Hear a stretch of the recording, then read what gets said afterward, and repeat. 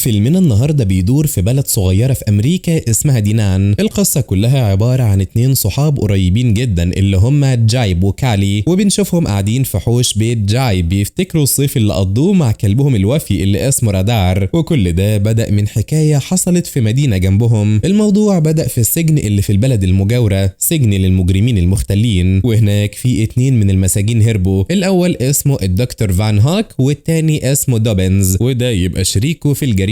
والاتنين هربوا وهم فرحانين جدا، ولكن الفرحة يا صديقي ما كملتش، لأن جرس الإنذار بتاع السجن اشتغل فجأة، وده خلاهم يجروا بسرعة علشان يرجعوا يستخبوا في مخبأهم القديم. وفي نفس الوقت في دينان كان في رئيس شرطة جديد اسمه جو، وده كان أول يوم ليه في مركز الشرطة، وهناك بيقابل السكرتيرة الجديدة إيثيل وكمان العمدة سباستيان. وأول مهمة ليه إنه يمسك الدكتور فان هوك ودوبنز اللي ظهروا قريب من البلدة. وبعد شوية لما الدكتور فان هوك وصل لمخبأه مع دوبنز، قرر يروح على الفريزر ويطلع اختراعه اللي كان محوشه، ألا وهو رادار. وده كلب آلي صنعه في المختبر، وده مش أي كلب، ده كلب بيفهم كلام البشر ويقدر كمان يبعت رسائل من التليفون، وعنده كمان قدرات خارقة جدا. والدكتور كان عنده خطة إن هو يستعمل رادار علشان يدور على كنز مدفون جنب ساحل فلوريدا، وبكده هيبقى معاه فلوس تكفيه علشان يكمل اختراعاته. وتاني يوم الدكتور فان هوك بدأ يدرب رادار وبيخبي عملة قديمة في أوضة المعيشة علشان تتعلم تدور عليها، ولكن بدل من إنها تلاقيها فجأة الكلبة قررت تهرب من البيت وتجري بسرعة البرق في شوارع المدينة. وفي الوقت ده بالظبط جايب وكايلي كانوا راجعين من المدرسة وقاعدين بيتكلموا عن خططهم للصيف الجاي. وبعد ما ودع كايلي، جايب رجع البيت وحاول يلهي نفسه بلعبة فيديو وهو مستني مامته، ولكن أول ما وصلت قالت له إن الكافيتيريا بتاعتها بقالها فترة مش بتجيب زباين، وإن حالتهم المادية بقت في النازل من وقت ما أبوه مات، ولأنها متضايقة من الوضع ده فقالت لجايب إنهم ممكن يضطروا ينقلوا لمدينة تانية علشان فرصة شغل جديدة. وزي ما كان متوقع، جايب اتنرفز من الفكرة وقال لها إنه مش عايز يسيب المدينة ولا صاحبه كايلي، وطلع كمان من الأوضة زعلان. بس مامته لحقته وحاولت تهديه بحكاية كانت بتحكيها له عن أبوه، والقصة كانت بتتكلم عن سالي السن الفضي، ودي قرصانة من زمان دفنت ياقوتة نادرة على ساحل دينان، وجده الأكبر فضل يدور عليها طول عمره ولكنه للأسف ما لقاهاش. وبالنسبة لجايب القصة دي مش مجرد أسطورة، لأنه مصدق إنها ممكن تكون حقيقية. وأول ما مامته خرجت من الأوضة قرر يتصل بكايلي على الكمبيوتر وعرض عليه الفكرة، وقال له لو لقينا الجوهرة مامتي هتقدر تسدد كل ديونها. وساعتها كايلي وافق بشدة، وبعد شوية الاتنين خرجوا يدوروا على الجوهرة في الغابة اللي جنب الشط. وفجأة رادار ظهر في نفس المكان وشم ريحة حاجة غالية، وبدأ يحفر قدام شجرة وطلع من الحفرة طاقية قديمة. وفي الوقت ده جايب كان بيدور على الياقوتة ولكن ملقاش أي حاجة وبدأ يفقد الأمل. وساعتها رادار حس بحزنه فقرب ووراله الطاقية اللي لقاها، وجايب ساعتها اتفاجئ لما عرف إنها نفس الطاقية اللي كانت في صورة جده الأكبر، وبدأ كمان يتعلق برادار ويحبه جدا. ولكن الوقت كان متأخر، وعلشان كده ودع الكلب واتفقوا يشوفوا بعض تاني يوم علشان يكملوا البحث عن الياقوتة. وبعد ما مشي رادار رجع يحفر في نفس المكان وطلع صندوق غريب كان مدفون في الرملة. ولما رجع جايب البيت اتفاجئ ان رادار لحق بيه للبيت، واول ما شافته مامته قالت له احنا مش قادرين نربي كلب دلوقتي، فيا ريت بقى ترجعه للمكان اللي لقيته فيه. ولكن رادار طلع الصندوق اللي كان مدفون ووراه لمامته، وديبي فتحت الصندوق ولقت حاجة جواه مش اقل من الياقوتة اللي كانوا بيدوروا عليها. وساعتها ديبي وجايب اتصدموا من الاكتشاف ده وقرروا يجروا بسرعة على مركز الشرطة علشان يتأكدوا إذا كانت الجوهرة حقيقية ولا لأ. ولما جايب وديبي وصلوا مركز الشرطة ومعاهم الياقوتة، راحوا على جو وإيثيل اللي بدأوا يشرحوا لجايب عن الأسطورة المحلية اللي بتتكلم عن الياقوتة دي والمعروفة باسم ياقوتة سيفاي. والسكرتيرة قررت تتصل بآري مدير متحف القراصنة في دينان علشان يفحص الياقوتة عن قرب ويتأكد منها. وبالفعل آري وصل مع العمدة سباستيان، ولما شافوا الياقوتة أكدوا إنها الأصلية. وساعتها ديبي وجايب فرحوا جدا من المفاجأة دي، وكل اللي حواليهم بقوا يباركوا لهم. ولكن جايب قال لهم إن الفضل كله يرجع لصاحبه الجديد رادار. وفي نفس الوقت في مخبأ الدكتور فان هوك كان قاعد بيحاول يتبع رادار عن طريق الكمبيوتر بتاعه، وبينما دوبنز كان بيتفرج على برنامج تلفزيوني محلي فجأة شاف تصريح من العمدة سباستيان بيعلن فيه إنهم لقوا ياقوتة سيفاي، وبيقول إنها تتعرض في متحف المدينة اللي اللي هيجددوه ويخلوه مزار سياحي جديد في دينان، والعمدة بيشجع أهل المدينة إنهم يزوروا الكافيتيريا بتاعتها، وده كفيل طبعا إنه يأمن ليها ولابنها المعيشة بتاعتهم. والدكتور فان هوك لما عرف بكل ده قرر يعمل خطة شريرة عن طريق إنه يزور دينان مع دوبنز ويسرقوا الياقوتة وكمان ياخدوا رادار معاهم. وتاني يوم جايب وكايلي كانوا قاعدين في الشارع بياكلوا آيس كريم فانيليا مع رادار، وكايلي مقتنعة إن طعم الفانيليا هو طعم رادار المفضل. وفجأة جايب لقى رسالة على موبايله بتقول أيوة أنا متفقة معاك، وجايب استغرب من الرسالة وحاول يتجاهلها، ولكن الرسائل فضلت تتوالى على موبايله وموبايل كايلي. ولما لاحظوا الموضوع ده اكتشفوا إن رادار هو اللي بيبعت لهم الرسائل، والاتنين ساعتها اتخضوا جدا، ولكن قرروا يمشوا مع الموضوع وسألوه ازاي بتعمل كده. وساعتها رادار فتح فتحة صغيرة في جسمه وطلع إنه كلب بايونيك في أجزاء روبوتية، وجايب كان مبسوط جدا من المعلومات دي. ولكن كايلي قلقت وقالت إن أكيد في حد صنع رادار، والأكيد أكتر إنه هيجي يدور عليه في يوم من الأيام. والواقع كان إن مخاوف كايلي كانت حقيقية، لأن الدكتور فان هوك كان بالفعل وصل دينان هو ودوبنز، وكانوا في طريقهم للمتحف يدوروا على رادار وياقوتة سيفوي. ولكن قبل ما يدخلوا المتحف اكتشفوا إن صورهم موجودة على بوسترات مطلوبين في كل مكان في المدينة، فدوبنز اتوتر وخاف، ولكن الدكتور قال له لم نفسك. ورجعوا للعربية علشان يخططوا يدوروا على أصحاب رادار الجداد. وبالفعل وصلوا لكافيتيريا ديبي اللي كانت مشغولة بزباينها الجداد، وكان فيهم جو الشرطي اللي مش جاي بس علشان يجرب أكل ديبي، لا ده كمان عزمها على العشاء. وبالفعل ديبي وافقت، ولكن قالت له إنها لازم تلاقي جليسة أطفال الأول لجايب، وده لأنها كانت قلقانة جدا من أخبار هروب المساجين. ومن غير ما تعرف أي حاجة كان دوبنز والدكتور بيراقبوها من العربية، ولما جه الوقت اللي ديبي مشيت فيه قرروا يلحقوها لحد ما اكتشفوا عنوان بيتها وهي ماشية من غير ما تاخد بالها. والدكتور فان هوك استخدم نظارة رؤية حرارية وقدر يشوف من خلال جدران البيت، ولقى ديبي وجايب وكمان رادار. وبعد كده الدكتور عمل حبة مخدرات كيميائية علشان يخلي ديبي وجايب يناموا ويمسك رادار بسهولة. واخيرا الدكتور ومساعده دوبنز نفذوا خطتهم ونزلوا من العربية متخفيين كفريق مكافحة الحشرات. ودوبنز حط سلم طويل على شباك أوضة جايب، ولكن رادار حس ان في حاجة غلط وبدأ يعوي ويزوم. والدكتور قال لدوبنز يطلع السلم ويرش المخدر من الشباك، ولكن دوبنز وهو في نص الطلوع قرر انه مش هيكمل لانه خايف من المرتفعات. والموقف بقى أسوأ لما دوبنز قرر انه مش هينزل كمان من السلم من كتر خوفه، وده رغم انه كان اساسا قريب من الارض. ومع ضيق الوقت الدكتور رش عليه المخدر علشان يريحه من الموقف، وبالفعل دوبنز وقع مغمى عليه في نص الحديقة. وفي الوقت ده جايب قرر يروح يشوف ليه رادار قلقان، ورادار حذره ان اللي صنعه واقف بره وبيحاول يقتحم البيت. ولما رادار راح عند الشباك وشاف الدكتور فان هوك واقف بره فعل خاصية الرؤية الحرارية عنده وخلى السلم المعدني يسخن لدرجة انه حرق ايد الدكتور، فوقع هو كمان على العشب جنب دوبنز. ولما ادرك الدكتور ان الخطة فشلت قرر ينسحب قبل ما الشرطة تاخد بالها، والاتنين جريوا على عربيتهم وهربوا. وجايب اللي كان شايف كل حاجة من الشباك وقف يحيي رادار على شجاعته واعتبره رسمي من العيلة. وبعدها بشوية وقت كده الدكتور فان هوك ودوبنز راحوا يستخبوا في حقل بعيد عن الناس علشان يرتاحوا شوية بعد الفشل اللي شافوه ده. ولكن المفاجأة كانت لما العمدة سباستيان ظهر فجأة قريب منهم، فالاتنين حاولوا يهربوا ناحية البحر، ولكن العمدة كشف انه كان بيتابعهم من اول ما دخلوا المدينة، وقال لهم انه جاي علشان يعرض عليهم عرض مغري بخصوص الياقوتة. وبعيد هناك في مركز الشرطة جو طلب من إيثيل تفضل مع جايب الليلة علشان يقدر يخرج مع ديبي على العشاء. وإيثيل اللي كانت شاكة في مشاعر الشرطي تجاه الأم الشابة وافقت إنها تقعد مع الولد لحد ما يرجعوا. ولما الليل حل كايلي راحت تزور جايب في بيته، وقعدوا يفكروا في خطة علشان يحافظوا على رادار ويحموه من الأشرار. وكايلي اقترحت إنهم يبلغوا الشرطة، ولكن جايب كان عارف إن لو الشرطة اكتشفت وجود كلب بايونيك هياخدوه للمعمل علشان يعملوا عليه تجارب. وفضلوا يتكلموا لحد ما إيثيل وصلت بيت جايب علشان تراقبوا الليلة دي. وبعد ما ديبي خرجت علشان تقابل جو إيثيل اقترحت عليهم يلعبوا بوك، بس اللعبة ما كانتش مثيرة ليهم فقرروا يهربوا من الموقف ده. وجايب طلب من رادار تساعدهم، وفي رد سريع رادار فعل خاصية غاز النوم اللي عنده اللي انتشر في أوضة السفرة وخلى إيثيل تغط في النوم على الترابيزة. وبعد كده جايب اقترح على كايلي انهم يروحوا المتحف ويخبوا يخبوا الياقوتة، ولو ما كانتش الياقوتة موجودة فالأشرار ملهمش أي سبب يفضلوا في المدينة وهيسيبوا رادار في حاله. فكايلي وافقت وراحت مع جايب ورادار على المتحف من غير ما يعرفوا إن الدكتور فان هوك ودوبنز في طريقهم لهناك برضه. وأول ما وصلوا بعربيتهم الدكتور قال لدوبنز إن العمدة سمح لهم يدخلوا المتحف علشان يسرقوا الياقوتة ويقسموا المكسب بينهم، ولكن الدكتور اللي كان مكار كشف إنه مش ناوي يشارك العمدة في الأرباح، وقال إنه أول ما ياخد الياقوتة هو ودوبنز هيهربوا بيها. وبعد ما خططوا كويس راحوا على باب المتحف الأمامي اللي العمدة قال لهم إنه هيكون مفتوح، ولكن لما وصلوا اكتشفوا إنه خدعهم، فقرروا يستخدموا أدواتهم الخاصة علشان يفتحوا الباب. وبدل ما يستخدموا حاجة مخفية دوبنز مسك المطرقة والدكتور قال له اكسر الإزاز اللي في الباب، وبالفعل دوبنز نفذ الكلام ده، ولكن بالغلط وهو بيضرب على الإزاز خبط الدكتور فان هوك في وشه وخلاه يغمى عليه على الأرض. وفي نفس اللحظة جايب وكايلي كانوا وصلوا للمتحف وحاولوا يدخلوا من الباب الخلفي ولكن لقوه مقفول. ولحسن الحظ إن الموضوع ده ما كانش مشكلة لرادار البايونيك، وده لأنه استخدم الرؤية الآلية عنده وحدد مكان القفال، وبعدها عمل مفتاح صناعي وقدر يفتح الباب، والكل دخلوا يدوروا على الياقوتة وبدأوا يفتشوا في كل مكان. ولكن لما وصلوا للصندوق اللي كانت فيه الياقوتة ما لقوهاش، وبعد ثواني سمعوا صوت حد جاي ناحية المكان، وبسرعة لبسوا لبس قراصنة علشان يتظاهروا إنهم تماثيل شمع. وبالفعل الخطة نجحت، وواحد من حراس الأمن اللي كان مخبي الياقوتة في مكان تاني ظهر في المتحف. وبعد ما مشي رادار استخدم أنفه الحاد وبدأ يشم وقدر يتعرف إن الياقوتة موجودة في مكتب المتحف، والتلاتة راحوا على المكتب. ولكن في الوقت ده كان دوبنز والدكتور فان هوك قدروا يدخلوا المتحف من شباك جانبي، وفي هجوم مفاجئ غدروا بحارس الأمن وخلوه يغمى عليه. وبعدها بدأوا يدوروا على الياقوتة اللي هتحقق حلمهم الكبير. وجايب وكايلي سمعوا صوت قريب منهم وبدأوا يشكوا إن العصابة موجودة في المتحف برضه، وبسرعة قرروا يجروا ويدوروا على الياقوتة قبل ما العصابة توصل. ورادار قدر يحدد مكانها جوه خزنة في الأوضة، وبسرعة استخدم قدراته البايونيك علشان يعرف الرقم السري ويفتح الخزنة. والمشكلة إن الوقت كان بيعدي بسرعة، والدكتور فان هوك ودوبنز كانوا خلاص قربوا جدا من الأوضة. وأخيرا رادار عرف الرقم السري وبدأ يبعت تعليمات لجايب وكايلي على موبايلاتهم، لحد ما في النهاية فتحوا الخزنة ولقوا الياقوتة جوه، بس للأسف ما كانش فيه أي مكان يهربوا له، والعصابة كانت بتقرب أكتر وأكتر. وفي آخر لحظة رادار بعت لهم رسالة بيقول لهم فيها يفضلوا ثابتين ويحضنوها ويبقوا ساكتين تماما. وبالفعل الأطفال سمعوا كلامه، وفي لحظات كلهم بقوا غير مرئيين بفضل قدرة التمويه اللي عند رادار. والعصابة دخلت الأوضة وفتشت الخزنة ولكن لقوها فاضية تماما. والدكتور فان هوك كان في قمة الغضب، وفجأة كايلي ضحكت، بس لحسن حظها الدكتور افتكر ان دوبنز هو اللي بيضحك. وبعد كده العصابة قررت تمشي لانهم افتكروا انهم فشلوا تاني. ولما راحوا لعربيتهم رادار وقتها لغى التمويه ورجعهم مرئيين من تاني. ودلوقتي بعد ما بقوا بره الخطر التلاتة قرروا يهربوا من المتحف، ولكن للأسف العصابة شافتهم وهم بيهربوا من المتحف وفهموا ان هم اللي اخدوا الياقوتة. والدكتور فان هوك خطط يمسكهم، ولكن المرة دي قرر يستخدم سلاحه السري اللي هو جهاز التحكم اللي بيشغل وبيطفي رادار. ومع الفجر جايب وكايلي كانوا في طريقهم للمدرسة، وفجأة الدكتور فان هوك واجههم وطلب منهم يسلموا الياقوتة، ولو رفضوا هيعطل رادار للأبد بجهاز التحكم. ولأن ما كانش فيه أي حل تاني فجايب اضطر يسلم شنطته اللي فيها الياقوتة. والدكتور كان في قمة الفرحة، وجايب طلب منه يسيب رادار بقى، ولكن الدكتور الشرير قرر يضغط على الزرار ويطفي رادار. ولكن المفاجأة كانت ان جهاز التحكم ما اشتغلش لان دوبنز كان نسي يغير البطاريات اليوم اللي قبله. وهنا رادار استغل الفرصة واطلق شعاع ليزر من عينيه على ايد دوبنز، وده خلى الشنطة تقع على الارض. وجايب بسرعة اخد الشنطة وجري مع اصحابه، والدكتور ودوبنز رجعوا لعربيتهم وبدأت مطاردة في شوارع المدينة. وقريب من هناك ديبي كانت بتقابل جو اللي كان خلاص عرف عن سرقة الياقوتة. وبعد شوية العمدة سباستيان ظهر وحاول يقنعهم ما يتحركوش علشان يسيب العصابة، ولكن قبل ما يكمل كلامه شافوا جايب وكايلي ورادار بيهربوا من عربية بتطاردهم في وسط المدينة. وجو وديبي بسرعة ركبوا العربية بتاعتهم، ورغم محاولات العمدة انه يبطئهم الا انهم اتحركوا بسرعة علشان ينقذوا الاولاد. والمطاردة كانت مستمرة، وجايب مع كايلي ورادار قرروا يجروا على الغابة اللي لقوا فيها الياقوتة اول مرة، وافتكروا انهم اخيرا هربوا من العصابة. ولكن ما فاتهمش وقت طويل لحد ما الدكتور فان هوك ودوبنز ظهروا قدامهم، وجايب اللي كان متوتر جدا طلب من رادار انه يعمل اي حاجة. وفي اللحظة دي رادار اظهر قدرة جديدة عنده الا وهو النباح الصوتي، وبفضلها اطلق موجة صوتية قوية جدا ضربت الفان وخلتها تتعطل، والاولاد استغلوا الفرصة وجريوا لجوه الغابة، ولكن العصابة كانت وراهم على طول. وبعد دقايق جو وديبي وصلوا للغابة، والشرطي طلب تعزيزات من المدن القريبة، والكل كان في حالة مطاردة مستمرة لحد ما رادار بدأت تتصرف بغرابة ووقعت على الأرض ضعيفة. وساعتها جايب فهم إن رادار محتاج يشحن بطارياته، ولكن للأسف الوقت كان ضيق جدا لأن العصابة كانت بتقرب منهم، ورادار طلب من الأولاد إنهم يهربوا ويسيبوا المكان، ولكن جايب رفض يسيبه، ومع ذلك اضطر في الآخر يسيبه ويجري مع كايلي. والدكتور الشرير اللي لقى رادار لوحده في الغابة استغل الفرصة علشان يشحن جهاز التحكم ويعطله، وجايب كان واقف بعيد بيبص وبيترجى الدكتور انه يسيب رادار، ولكن الدكتور مهتمش وداس على زرار التحكم وخلى رادار يقع على الارض. وبعد ما خلصوا على الكلب المسكين الدكتور ودوبنز قرروا يجروا ورا الاولاد، بس من غير ما يعرفوا جو وديبي كانوا لحقوا يوصلوا لرادار. وفي اللحظة دي رادار بعت رسالة على موبايل جو بيطلب منه يشحنه علشان يقدر ينقذ جايب وكايلي، وجو كان متلخبط من الرسالة، ولكن هو وديبي عملوا زي ما طلب منهم واستخدموا شاحن كهرباء علشان يرجعوا له طاقته من تاني. وفي نفس الوقت العصابة كانت خلاص لحقت جايب وكايلي عند شاطئ دينان، والدكتور كان مجهز مسدس التجميد بتاعه وبيوجهه عليهم، والمغامرة كانت على وشك انها تنتهي بشكل مأساوي جدا. ولكن رادار اخيرا شحن نفسه وفعل آلية جديدة في ديله اللي تحول لمروحة هليكوبتر وبدأ يطير فوق الغابة وبيدور على أصحابه. وأخيرا وصل وشاف الدكتور بيهددهم، وقبل ما يضغط على الزناد رادار ضرب ليزر على إيده وخلاه يفلت السلاح، وجايب وكايلي بقوا في أمان. وبعدها جو وصل وكتف المجرمين وأخدهم على عربيته، وجو كان ناوي ياخدهم لمركز الشرطة، ولكن قبل ما يركبوا العربية العمدة سباستيان ظهر فجأة واستغل لحظة غفلة كده وخطف شنطة جايب اللي فيها مسدس التجميد ووجهه عليهم كلهم. وفي اللحظة دي العمدة كشف خطته الحقيقية وقال انه من الاول كان ناوي يستولي على الياقوتة، وانه استغل الدكتور ومساعده علشان يوصل لهدفه، وخطته كانت انه يستخدم الفلوس اللي هيجيبها من الياقوتة علشان يهرب من المدينة ويحصل على منصب سياسي اكبر. وسباستيان جري بالعربية وكان فاكر ان الشنطة فيها الياقوتة، ولكن جو بسرعة طلب تعزيزات من الشرطة وطلب منهم يقبضوا عليه في الطريق. وبعدين جايب قال انه كان مخبي الياقوتة في الغابة قبل ما العصابة تلاقيه عند الشط، وطلب من رادار انه يروح يجيبها، وبالفعل رادار رجع بالجوهرة. وفي النهاية الدكتور فان هوك ودوبنز والعمدة سباستيان كلهم اتمسكوا واتسجنوا بسبب جرايمهم. وبعد كام يوم كده الضابط جو جمع كل الناس علشان يكرم ابطال البلد جايب وكايلي ورادار، وقدم لهم كمان شهادة شجاعة وسيف دينان كرمز لشجاعتهم. ولحد هنا بتنتهي احداث فيلمنا النهاردة. استنوني بقى في فيديوهات وملخصات جديدة. سلام.